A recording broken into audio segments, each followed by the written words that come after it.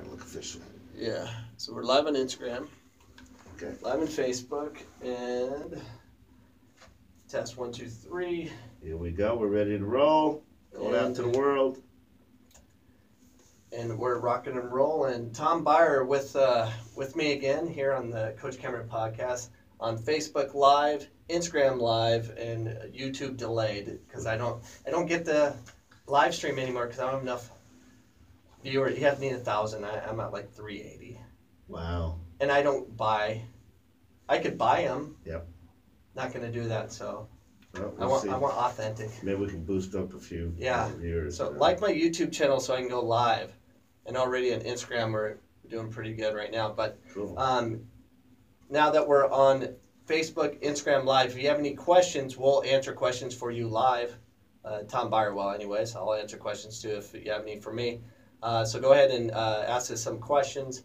We're also on Libsyn. You can get this entire recording on coachcameron.com.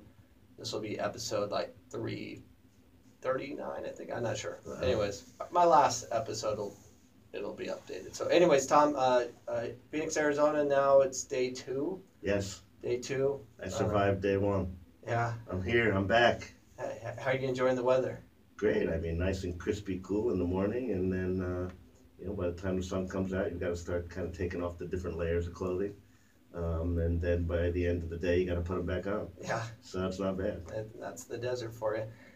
So we just got out of a student affairs meeting where you got a chance to talk to faculty, staff, and administrators at Phoenix College. And the one thing during your presentation, you talked about a Harvard, someone from Harvard that backs or endorses what you're doing. Can you expand a little bit about that? Well, when I wrote the book Soccer Starts at Home, the foreword and the afterword is written by Dr. John Rady. One of the foremost neuropsychiatrists in the world from Harvard Medical School. So it's always good to have a guy like Dr. John Rady on your team. So it's been unbelievable, really. I mean, we connected a few years back. He had heard about the work I was doing in China. He was active in China. He travels around the world as well.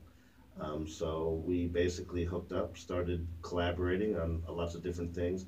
And I've probably learned more about soccer development from Dr. John Rady than I have from just about anybody. And I say that with respect, not out of disrespect for all of the great coaching kind of mentors. And I've done the coaching licenses. I've been around some of the top people, if not the top people in the world, that coach and play in the game. But Dr. John Rady opened my eyes into the whole kind of world of child development. And really, I have this kind of phrase that I say that the soccer world hasn't quite caught up to what science already knows. And that is that the learning and teaching of technical skills happens much, much earlier than people suppose it. So that's really the kind of the whole gist of what we do, going around the world trying to empower parents that have never played the game and showing them how relevant they can be to helping their kids get off to, I don't know if you're familiar with Todd Bean. Yeah. Todd Bean is he's the founder of a program called TOVO. Excuse me. He's an American. I believe he went to Stanford as well. Maybe he might have done his postgraduate stuff there. Or went to Dartmouth. Sorry, Todd, if I got it wrong, but I know there is a Stanford connection there. He also happens to be the son-in-law of Johan Cruyff. Oh, okay. Yeah. So Todd, the reason I'm bringing Todd up, other than he does wonderful work, Todd's into the cognitive stuff. Teaching players and young players how to exploit space, understanding space. So he's got a great program. Look him up if you can. But the bigger point, what I'm pointing out, is that Todd said something about my work. He's very supportive of, and he put out on Twitter. He said that basically what we do is trying, by empowering parents, getting their kids off to a flying head start. And I love that because he coined that phrase, and I use it quite a bit. But that's exactly what we're trying to do, is to basically get kids getting comfortable with the ball before they start playing. So it's called Soccer Starts at Home. That's kind of like, it makes sense because of a little soccer ball and little children. But it's not just for families that support soccer or want their kids playing soccer. Can you expand a little bit about the educational side, how it really can help children Sure. develop in the classroom? Sure. Well, kids basically learn at different speeds. There's different, levels or phases of development.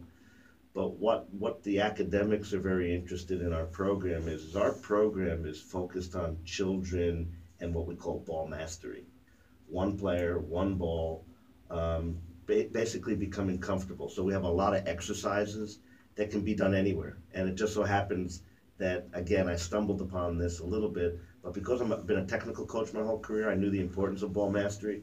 But what I didn't realize is that ball mastery could happen at a very young age, and it can happen anywhere, but it's actually quite conducive to doing inside the home.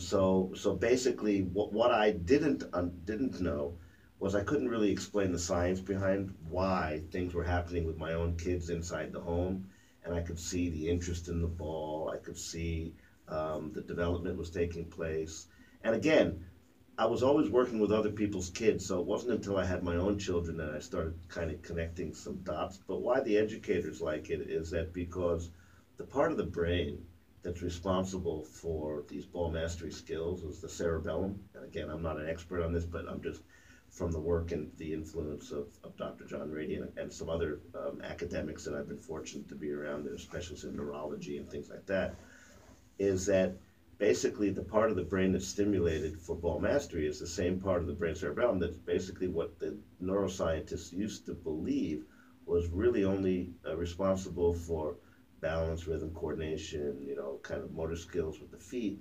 But now the new science shows is that the cerebellum is also responsible for thinking, for remembering, decision making, controlling emotions, which is very important.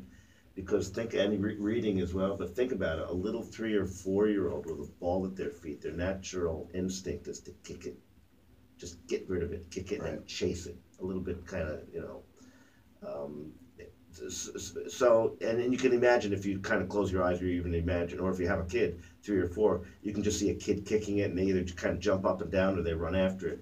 But with our program, what we try to encourage is a more relaxed, controlled environment. The players touching the ball, right foot, left foot, trying to balance out. Think of the right foot and the left foot as teammates. So the right foot moves, the left follows, the left foot moves, the right follows. So that's got a very, very a good effect on the brain, from what I'm told, at least from the neuro guys. And the brain functions a little bit more smoothly or more cohesively. So they see these benefits in getting children at a very young age. And also, when you talk about kids with what's called attention deficit disorder, autism, this is a very, very good practice for children because it's got a bit of a calming effect as well. And that pattern of movement, the right foot, left foot, right foot, rhythmically, that's going on, that the academics have identified as being very good for children well-being, self-belief. Anytime that you can take a young child and they can master a skill by the age of 6, that's a big deal. I remember one time I was sitting in my living room and I was having a talk with Dr. John Rady, who was back at Cambridge, back in Harvard or in Boston where he is, and I take meticulous notes when I talk to him because he's so brilliant. And I was writing down notes and he said to me one day, he said, "Tom, you don't understand. You have discovered the fountain of wisdom," is what he said. And I wrote that down. And again, not to pat myself on the back, but to have someone of such stature as Dr. John Rady to say something like that. And it didn't really kind of connect with me at first. This was a while back, but now I'm starting to really, study as well about the brain and child development and children and what phases and levels do they develop. But more importantly, the role that parents have on their children, that need for a child, need for parental approval and acceptance. And I saw all that play out with my kids. So it's not like I'm just reading about this and it's in theory. I actually know it because I did it, if that makes sense. And again, that presentation that I go around the world doing is basically showing people literally a glimpse into my private life, into my living room for a decade, showing what I did and how my kids played in free time, free will, creating fun for them. And when a child believes that they own their own free time and they own their own fun, that's a big deal. That's intrinsic. They don't have to really be pushed. Their motivation is they see themselves developing, and that's the motivator for kids because anytime a child can say to a mom and dad, "I can do it, I did it," here, look, that's huge, that's powerful. So as soccer people, if we can understand that and understand that, skill acquisition and teaching and learning skills doesn't start at like 7, 8, 9, 10. No, before they even become, even cognizant of the idea or in the context of playing in games and competition, if they have a relationship with the ball, that's a big thing. Yeah, it's, and I come from exercise science, and I was fortunate enough to be, I finished my degree at ASU under Dr. Pangrazi, who's world known in the physical education world. And they talk about emotional connections, not really by age, but it's kind of like if you think of golfing, when a golfer takes a swing and gets very upset, Yeah. he'll remember that swing, Yep. maybe for that round, Yeah. for the rest of the weekend or a lifetime. It really messes them up. I can't imagine what little children go through with those emotional connections. If you can create and stimulate as many emotional connections that are positive Yep. and reinforced by parents in the home, that'll last a lifetime because their memory is so much better. You really shape their brains during that time frame. So it's interesting to see what you really can do, really working with the little ones at home. I don't want to take away from your lecture tomorrow, but Sure. feel free to add what you need to add to these things. But the one thing that the videos you show of your, who's the main video? Is it Kaito? There's two of them. My son is Kaito. He's the oldest one. So, but it's kind of funny because I've got more videos of my littler one because when I started practicing with my kids, I didn't go into the whole idea of like a big project of trying to show or have some kind of methodology of soccer starting at home. First, it started with just family videos of my kids doing things. But when the second boy came along, SHO, then I started to connect the dots, and that's where I really got more interested in it. So I probably have more videos of my second son than I do of my first son. But when you see, the big thing is that being involved in this game for 30 plus years and having been involved in coaches education as well, both as a student as an instructor, I've never seen any standards of what we could expect a child to be able to do with a ball at their feet. That's the reality. And then I'm on the front lines here because I'm going around. I'm invited to Manchester United by Ryan Giggs, who invites me to show him the presentation. And he was so impressed with the presentation, he asked me to come to his restaurant the next day, and he had Gary Neville, Phil Neville, Paul Scholes, and Nicky Butt in the place. Rio Ferdinand heard about the presentation, contacted us, flew all the way to China, spent time with me. I showed him the whole presentation. So, again, not saying I'm not looking for the clap or the pat on the back, but as an American, which, let's be honest, for an American to go to Europe, it's not so impressive to try to be able to say, "Hey, I'm from America.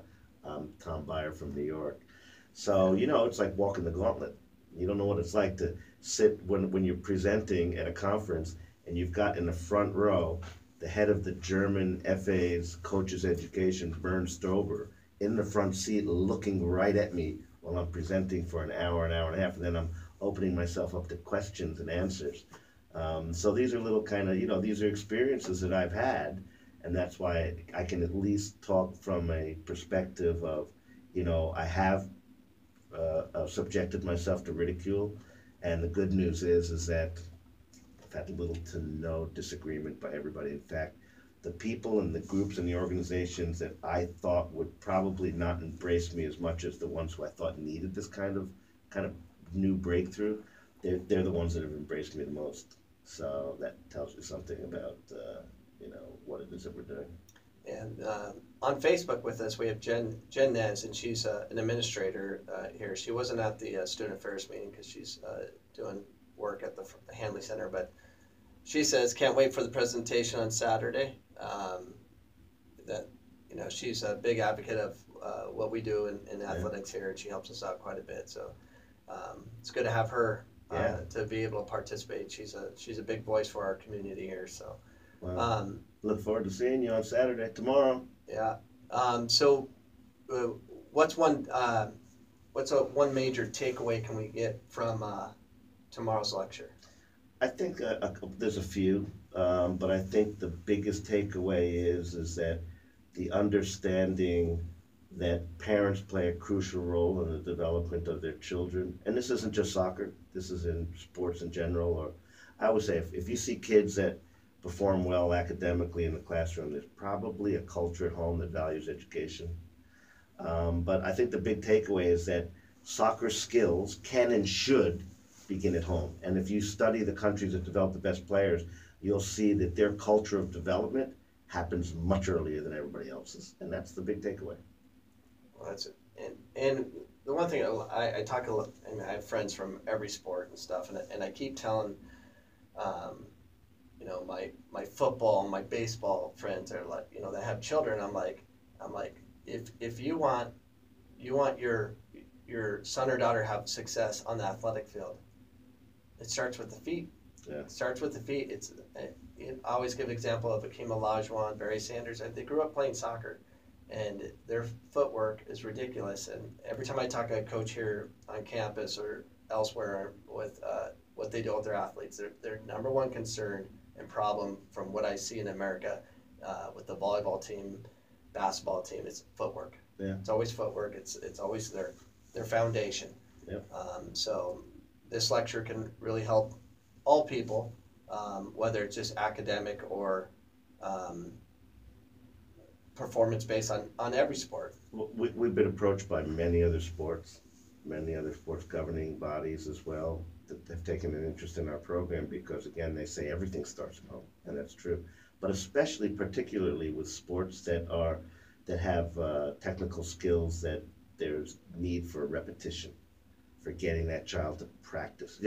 The unfortunate side of the world's game, we call it soccer or football, is that it unfortunately takes an enormous amount of practice to become good at it.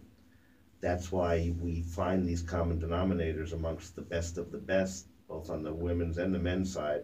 There was two common denominators: the early engagement with the ball between the ages of 2 and 5 usually, and the role that the parents have played. And those are two really important facts that drive home the message, because tomorrow when I show my presentation, and whether you hear me speak or you read our book, those are all good, and there's all kind of little gems to take away from them all.